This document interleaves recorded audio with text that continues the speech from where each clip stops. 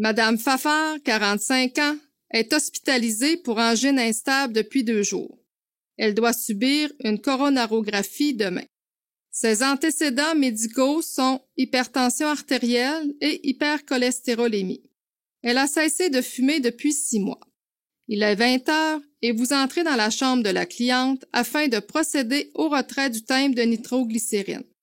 Vous remarquez que Madame Fafard a le teint pâle et le faciès crispé.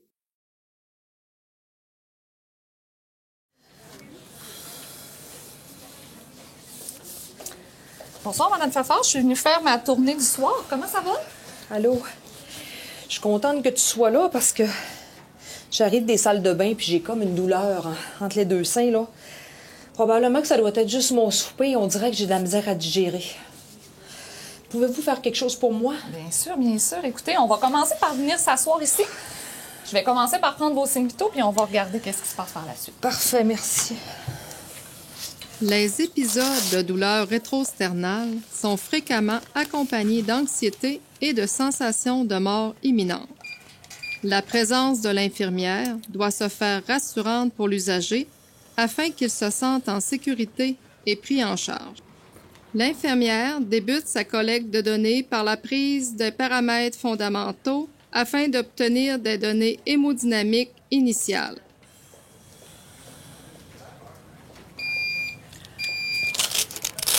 Parfait. Donc, vous m'avez dit que votre douleur a commencé quand vous êtes sorti de la salle de bain? Oh oui, je suis allée à la salle de bain pour mes intestins. J'ai forcé, puis c'est là que ça a commencé. OK. L'infirmière amorce la collecte de données du malaise dominant en utilisant l'acronyme PQRSTU.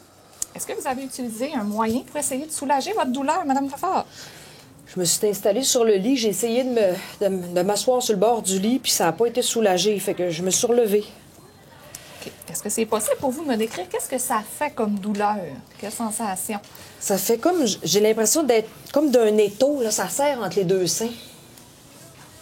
L'infirmière se doit de connaître les manifestations cliniques des douleurs rétrosternales afin d'être en mesure de réaliser une évaluation complète du malaise.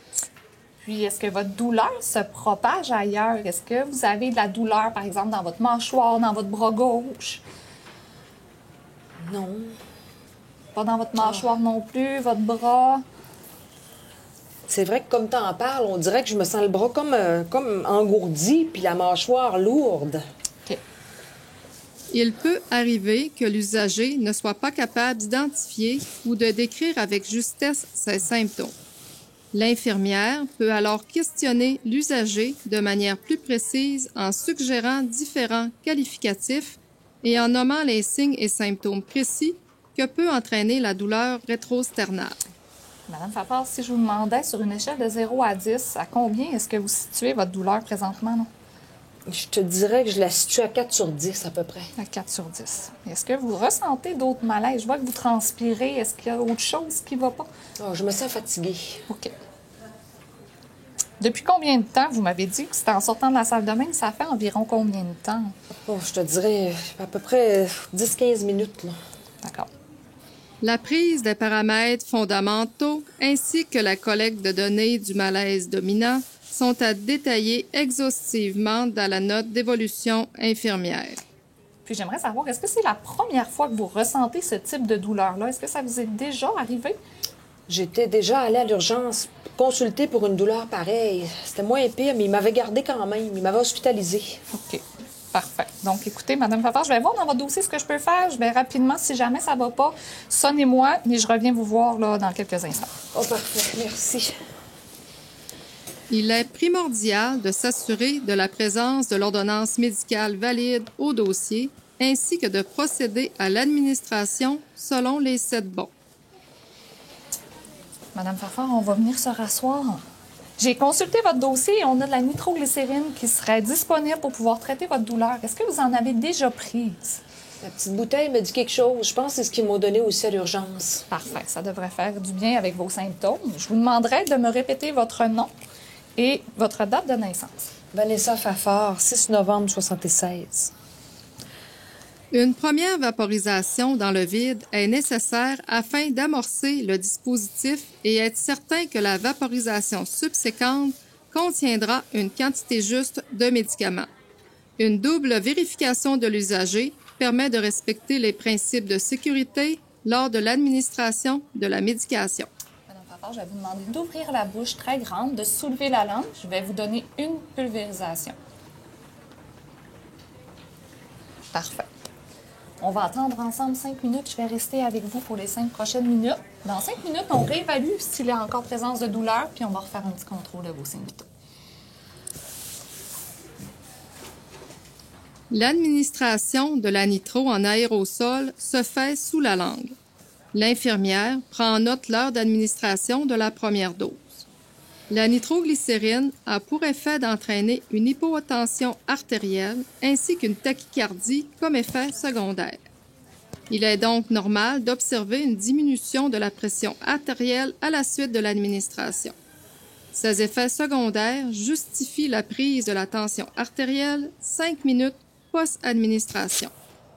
L'infirmière demeure au chevet de l'usager pendant ce temps afin de réaliser une surveillance étroite et d'offrir une présence rassurante. Madame Fafard, ça fait déjà 5 minutes. On va recontrôler vos signes vitaux. Votre douleur sur une échelle de 0 à 10, présentement, elle se situe à combien? Je te dirais à 2 sur 10. 2 sur 10, parfait. Et là, tout à l'heure, vous me parliez, le bras gauche engourdi un petit peu la mâchoire. Est-ce que c'est encore présent? Ça s'est dissipé. Parfait. On va refaire un petit contrôle.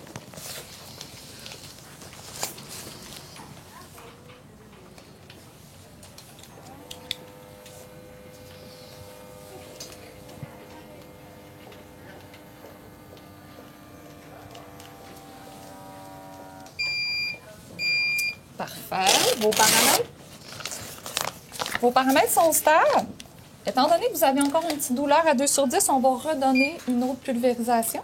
Fait que je vous demanderai, comme tout à l'heure, d'ouvrir la bouche et ouvrir la langue. Parfait. On fait le même processus que tout à l'heure. Je reste encore avec vous pour les 5 prochaines minutes et on réévalue ensemble. Merci de rester avec moi, ça me rassure. La surveillance étroite des paramètres fondamentaux sont essentiels lors de l'administration de la nitroglycérine afin de surveiller l'apparition d'effets secondaires indésirables. L'infirmière doit utiliser son jugement clinique afin d'être certaine de la stabilité hémodynamique de l'usager, advenant la nécessité de vaporisation subséquente. Le but de l'administration de nitroglycérine est de soulager complètement la douleur rétro-sternale. L'infirmière procédera donc à des administrations de doses subséquentes de nitroglycérine jusqu'à disparition complète de la douleur, jusqu'à concurrence de 3 doses dans un délai de 15 minutes. Nos 5 minutes sont passées. Madame Fafard, comment ça va maintenant? Oh, ça va mieux. Merci. Vous avez plus de douleur du tout? La mâchoire, le bras, tout est passé? 0 sur 10, là, ça m'inquiète moins. Parfait. Écoutez, on va retourner ensemble, se coucher dans votre lit. Je vais vous demander de vous reposer pour les 30 prochaines minutes. On va y aller doucement. Si jamais, allez-y. Si jamais vous ressentez petit étourdissement, des fois des petits maux de tête, c'est normal. C'est des effets secondaires de la nitro, ce qu'on vous a donné pour soulager les douleurs. C'est normal, inquiétez-vous pas. Si jamais la douleur revient, sonnez-moi. Sinon, moi, je reviens vous voir dans les 15 prochaines minutes là, pour m'assurer que tout est correct. Je vous laisse ça ici. Oh, je bougerai pas d'ici sans vous. Merci beaucoup pour vos bons soins. Mais ça me fait plaisir. N'hésitez pas si jamais vous voyez qu'il y a quelque chose, vous me sonnez puis je reviens vous trouver. Parfait. Merci. À tantôt. À tantôt. Si la douleur n'est pas complètement soulagée après la seconde dose, il y a possibilité d'en administrer une troisième selon l'ordonnance médicale.